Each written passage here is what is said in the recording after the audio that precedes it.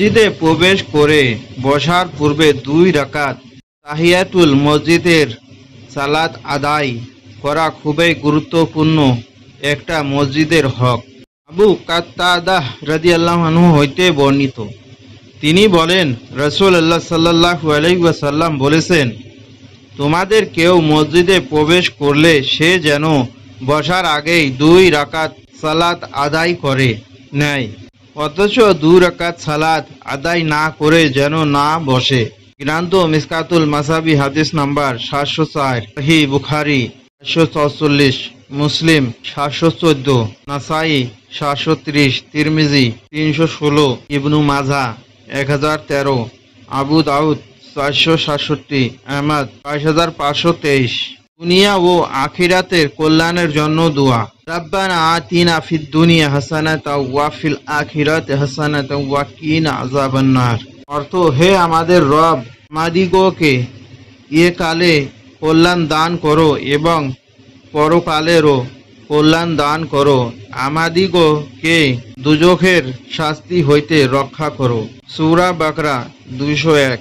রাসূলুল্লাহ সাল্লাল্লাহু আলাইহি ওয়াসাল্লাম বলেছেন, যে ব্যক্তি খালিস অন্তরে আজানের জবাব দেয় তার জান্নাত ওয়াজিব হয়ে যায়। সহিহ মুসলিম 385। কেউ ওযু করে ঘুম গেলে সারা রাত তার পাশে থাকে একজন ফেরেশতা ঘুমান্ত ব্যক্তির ক্ষমার জন্য আল্লাহ দরবারে দোয়া করতে থাকে। হযরত মুহাম্মদ সাল্লাল্লাহু আলাইহি ওয়াসাল্লাম তার 597। রাসূলুল্লাহ সাল্লাল্লাহু আলাইহি ওয়াসাল্লাম বলেছেন, মানুষের উপর এমন একটি যুগের আগমন ঘটবে যখন তার পক্ষে ধর্মের উপর ধৈর্য ধারণ করে থাকাটা জ্বলন্ত আঙ্গারা মুঠি বন্ধ করে রাখা ব্যক্তির মতো কঠিন হবে। তিরমিজি 2260। ধৈর্য ধারণ।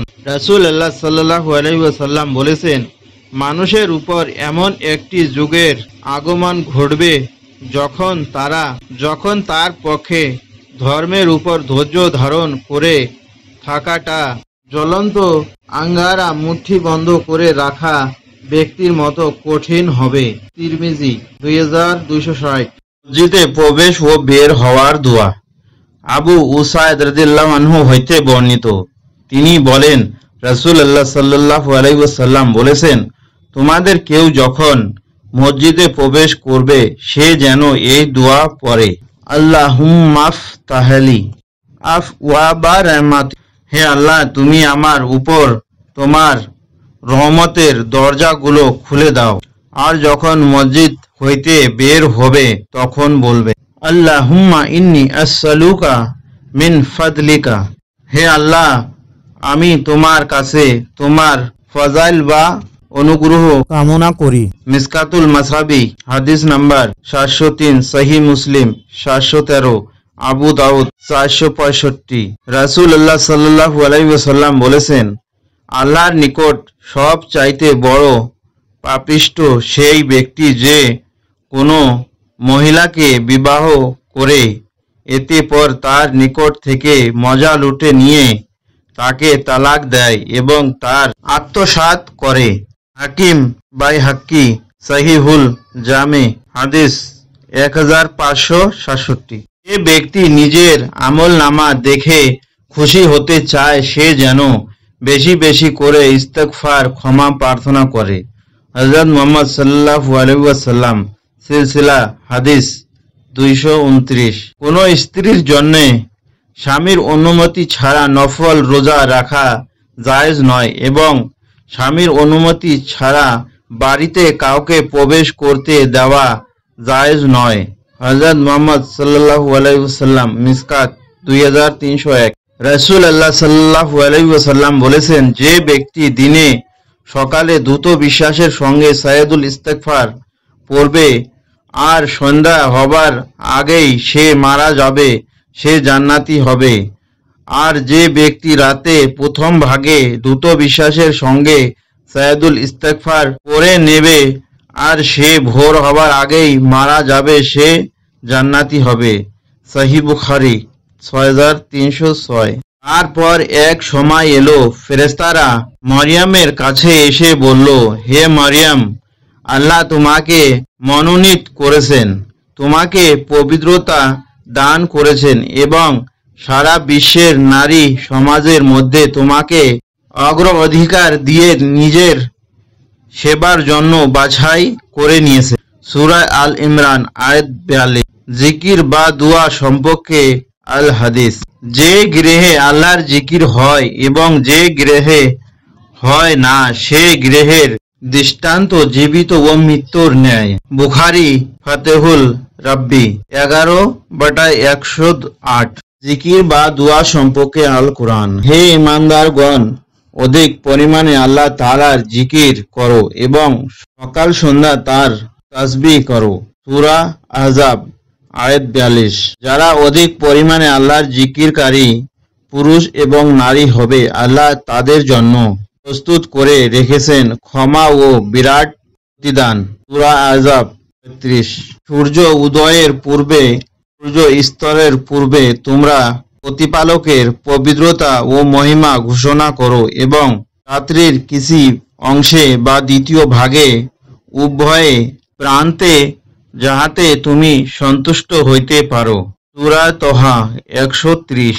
মিকির বা দুঃখ সম্পর্কে আল হাদিস।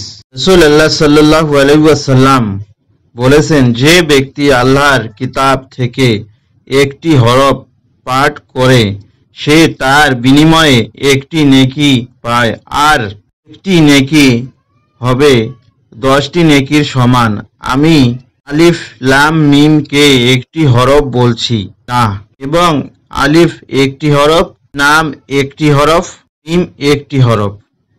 তিরমিজি সহিহ জামে সাগীর 5/340। টয়লেটে বা বাথরুমে প্রবেশের দোয়া। আল্লাহুম্মা ইন্নী আউযু বিকা মিনাল খুবুসি ওয়াল খাবাইস। আল্লাহ তাআলার নামে, হে আল্লাহ, আমি আপনার নিকট ক্ষতিকারক নর ও নারী, জিন, শয়তান হইতে আশ্রয় প্রার্থনা করছি। সহিহ বুখারী হাদিস নাম্বার 5883। তিরমিজি হাদিস নাম্বার 605। বিস্তারিত। মুহাম্মদ ইবনে আরা আনাস ইবনু মালিক রাদিয়াল্লাহু আনহু বর্ণনা করেন, নবী সাল্লাল্লাহু আলাইহি ওয়াসাল্লাম যখন পায়খানায় প্রবেশ করতেন তখন তিনি বলতেন, আল্লাহুম্মা ইন্নী আউযু বিকা মিনাল খুবুসি ওয়াল খাবাইস। কঠিন রোগ থেকে মুক্তির দোয়া।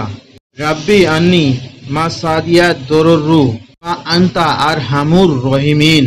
তো হে আমার রব, আমি রোগগ্রস্ত হয়ে পড়েছি, তুমি সর্বশ্রেষ্ঠ দয়াবান, দয়া করে আমাকে দান করুন।